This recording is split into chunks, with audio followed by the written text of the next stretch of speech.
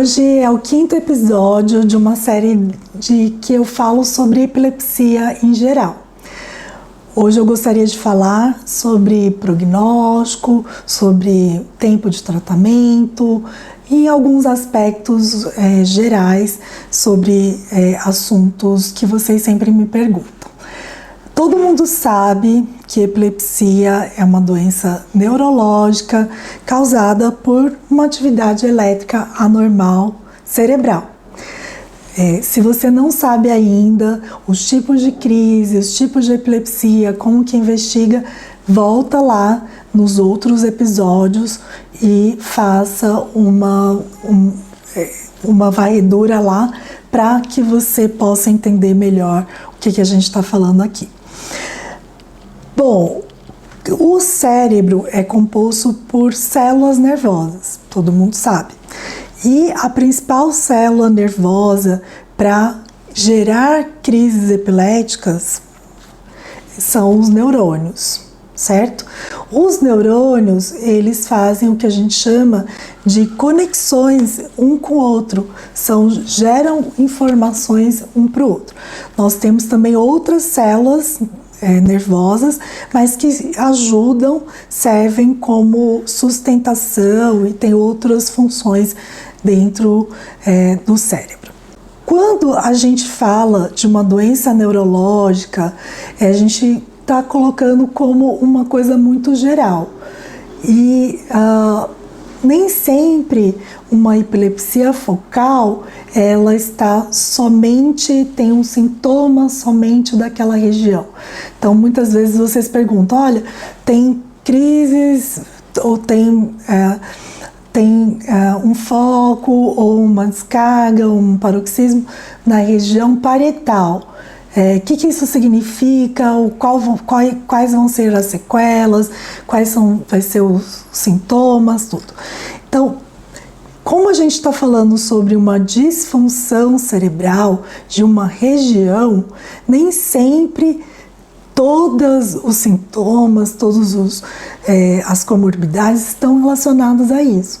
Algumas vezes sim, por exemplo, alguém que tem uma disfunção na região frontal esquerda pode ter muita dificuldade em nomeação, em dificuldade de planejamento, então tem a ver com a região frontal. Mas na maioria das epilepsias, nem sempre a gente consegue localizar, certo? Essa disfunção. E nem sempre você tem a disfunção. Isso tudo depende muito do controle de crises, das medicações, se tem ou não tem lesão, da causa. Eu sempre falo muito, né? Por exemplo, muita gente pergunta, quando que minha epilepsia vai curar? Quando as minhas crises vão curar? Como uma coisa muito geral. É muito relacionado com a causa. Por exemplo, se você tem uma lesão cerebral que foi uma displasia cortical, então é uma alteração no córtex cerebral, que é essa capinha que envolve o cérebro, ele pode ser que a crise seja bem controlada com os remédios, com uma dose baixa, mas aquela displasia ela não vai sumir dali, ela vai continuar, a menos que você opere. E a cirurgia não é a primeira escolha, sempre o tratamento medicamentoso é a primeira escolha. E então depende muito do tipo de crise, do tipo de epilepsia e tudo mais. Então, quando a gente conversa sobre prognóstico, sempre está atrelado com a causa. Vou dar alguns exemplos aqui. Eu falo muito sobre a síndrome de Dravet, vocês já me ouviram falar, né, no meu Instagram. Se não viram, pode ir lá que tem uma série de vídeos sobre isso. E foi o tema da minha tese. O tema da minha tese foi encefalopatias epiléticas e do desenvolvimento, e a síndrome de Dravet é a mais frequente né? Não diria a mais importante, mas a mais frequente. Então, eu gosto sempre de dar exemplo da síndrome de Dravet. Então, a síndrome de Dravet é uma criança que começa com crises muito precoces, começa com crises febris, muito prolongadas, né? Pode ser com 6 meses, 7 meses e até um pouquinho depois. E aí, começa com uma crise, vai ao pronto-socorro, faz todos os exames, não descobre nada, aí tem uma segunda crise, e essa crise também é prolongada, às vezes até depois de uma vacina, situação subfebril, e depois dali começa a ter outros tipos de crise, ou crises mais prolongadas, precisando de ir para a UTI. Então, isso é um quadro muito clássico da síndrome de Dravet. E as crises, às vezes, são crises que a gente chama focais. Ele é um típico caso que pode ter crises focais e generalizadas. Por exemplo, ter contrações somente de um lado do corpo. E aí, como, né, tem crises focais, algumas pessoas podem dar um medicamento chamado carbamazepina ou oxcarbazepina e isso provocar uma piora das crises. Isso é um alerta de quando você tem um medicamento, inicia um remédio e piora as crises. Então a gente vai pensar, será que eu estou lidando com uma situação que o remédio ele provoca uma alteração neurológica que piora as crises? Sim, existem vários casos assim. O Dravet é um deles. E por que eu estou falando isso? Porque a criança nasce sem nenhuma alteração de desenvolvimento e com o passar do tempo ela pode adquirir alguns déficits. Por exemplo, demorar para andar, demorar para falar, ter um comportamento um pouco autístico. E aí você fala, foi tudo por conta da epilepsia. E nem sempre isso acontece.